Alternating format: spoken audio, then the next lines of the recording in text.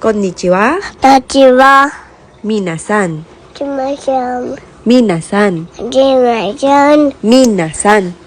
またね。 Okay.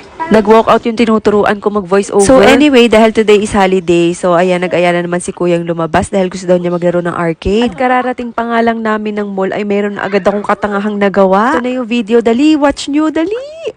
Itong ticket ko, dyan ko na siya nakita. Dyan, malapit na siya liparin, malaglag doon sa labas.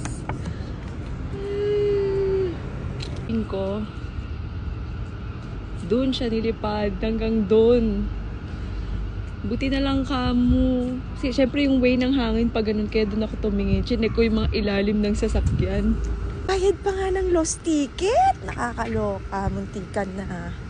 Buti na lang. Iba naman kasi, tignan nyo yung jacket ko. Nagtiwala ako sa inside pocket. Tignan nyo ha. Ngayon, nung nandito na kami sa kainan, huhubarin ko sana yung jacket ko.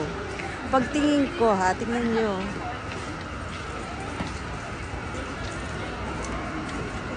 Tagusan pala yung bulsa. Namutla ako.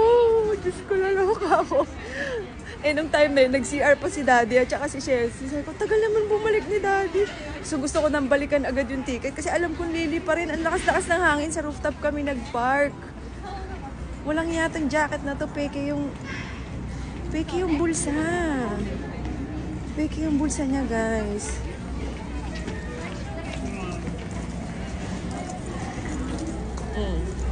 Diba?